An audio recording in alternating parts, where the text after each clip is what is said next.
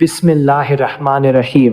नाजरीन, रिवायत है कि हज़रत मूसा अलैहिस्सलाम एक मर्तबा अल्लाह ताला से सवाल करने लगे, या अल्लाह, ये छिपकली जिसे हम रोज़ाना देखते हैं इसका कोई फ़ायदा नहीं, तो आपने इसे पैदा क्यों किया? इस छिपकली के पैदा करने के पीछे आपकी क्या हिकमत है? और छिपकली को मारना सवाब है या गुनाह? हज़रत मूसा अलैहिस्सलाम के सवाल पर अल्लाह ताला ने जवाब दिया जो सुनकर हर इंसान हैरान रह जाए। नाजरीन, अगर हम अपनी रोज़मर्रा ज़िंदगी पर गौर करें तो हमें दुनिया में बहुत सी चीज़ें ऐसी नज़र आती हैं जो हमें बेफ़ायदा या बेकार लगती है या बाज़ औक़ात हमें तकलीफ़ पहुंचाती है। तो हम सोचते हैं कि ये चीज़ क्यों पैदा की गई, मगर याद रखें कि अल्लाह तबारक व तआला ने इस कायनात की कोई भी चीज़ बेफ़ायदा या बेकार नहीं पैदा फरमाई। हम इंसान इसकी हिकमत को मुकम्मल तौर पर नहीं समझ सकते, मगर अल्लाह पाक हर चीज़ के बारे में बेहतर जानने वाला है। हज़रत मूसा अलैहिस्सलाम अल्लाह ताला के हम कलाम हुआ करते थे और अक्सर तौर की पहाड़ी पर जाकर अल्लाह ताला से बातें किया करते थे। एक दिन आप तौर की पहाड़ी पर एक दरख्त के नीचे खड़े थे कि अचानक इस दरख्त पर एक छिपकली आ गई और उसने हज़रत मूसा अलैहिस्सलाम के कपड़ों पर पेशाब कर दिया। अस्सलाम को छिपकली पर बहुत गुस्सा आया और फौरन अल्लाह ताला से सवाल करने लगे, या अल्लाह, तूने इस छिपकली को क्यों पैदा किया? अल्लाह ताला ने फरमाया, ए मूसा, ये छिपकली भी मुझसे कई सालों से यही सवाल कर रही है। ये मुझसे पूछती है कि ए अल्लाह, तूने मूसा अलैहिस्सलाम को क्यों पैदा किया है? मुझे मूसा से कोई फ़ायदा नज़र नहीं आ रहा। ये सुनकर हज़रत मूसा अलैहिस्सलाम हैरान रह गए।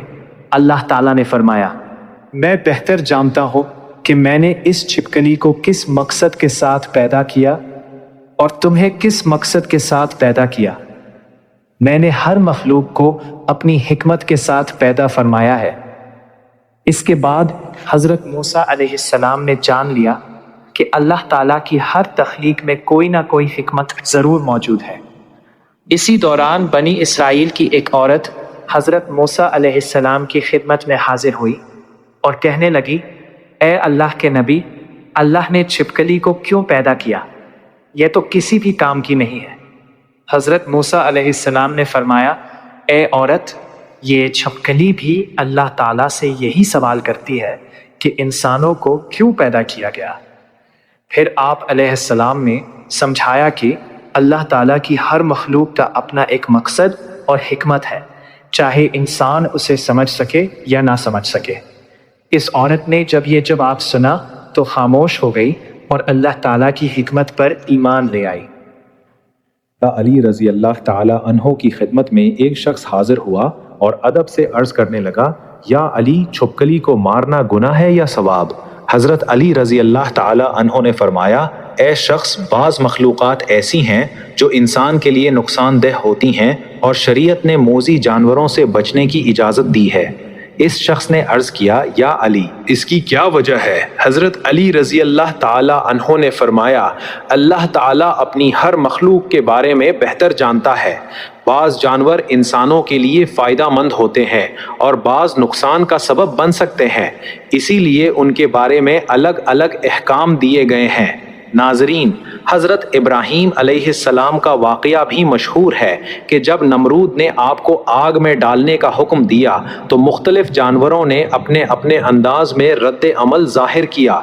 इसी हवाले से बाज़ रिवायात में छिपकली का जिक्र भी मिलता है, जिसकी वजह से अहादीस में उसे मारने की तरगीब बयान हुई है। हज़रत अबू हुरैरा रज़ी अल्लाह ताला अन्हो से रिवायत है कि रसूलुल्लाह सल्लल्लाहु अलैहि व आलिहि वसल्लम ने फरमाया, जिसने छिपकली को पहली ज़र्ब में मारा उसके लिए बहुत ज़्यादा अजर है, दूसरी ज़र्ब में उससे कम और तीसरी ज़र्ब में उससे भी कम। इसी तरह हज़रत आयशा रज़ी अल्लाह ताला अन्हा से भी रिवायात मिलती हैं कि रसूलुल्लाह सल्लल्लाहु अलैहि व आलिहि वसल्लम ने छिपकली को मूज़ी जानवर करार दिया। नाजरीन, बाज़ लोग ये समझते हैं कि छिपकली को मारने से गुस्ल फ़र्ज हो जाता है, लेकिन इस बात की कोई मोतबर शरई दलील मौजूद नहीं है। یہ عوام میں مشہور ایک غلط بات ہے۔ یاد رکھیں کہ اسلام انسان کو صفائی، حفاظت اور احتیاط کی تعلیم دیتا ہے۔ اگر کوئی جانور نقصان پہنچانے والا ہو تو اس سے بچاؤ کی اجازت دی گئی ہے، لیکن بلا وجہ کسی بے ضرر جانور کو تکلیف دینا درست نہیں۔ اسی دوران حضرت موسیٰ علیہ السلام کو اللہ تعالیٰ نے مزید حکمتیں دکھائیں۔ ایک دن آپ سمندر کے کنارے پہنچے تو وہاں ایک بڑی مچھلی کو دیکھا۔ آپ نے عرض کیا، یا اللہ، اس مچھلی کا کیا فائدہ ہے؟ اللہ تعالیٰ نے فرمایا، اے موسیٰ، یہ مچھلی سمندر کے نظام اور توازن کو برقرار رکھنے میں اہم کردار ادا کرتی ہے۔ پھر آپ نے سمندر میں موجود چھوٹی مخلوقات کو دیکھا۔ اللہ تعالیٰ نے فرمایا، ہر جاندار اپنی جگہ ایک ذمہ داری ادا کر رہا ہے۔ حضرت موسیٰ علیہ السلام جتنا غور کرتے گئے اتنا ہی ان پر اللہ تعالیٰ کی حکمت کے نئے راز کھلتے گئے۔ آپ نے محسوس کیا کہ کوئی بھی مخلوق بے مقصد پیدا نہیں کی گئی۔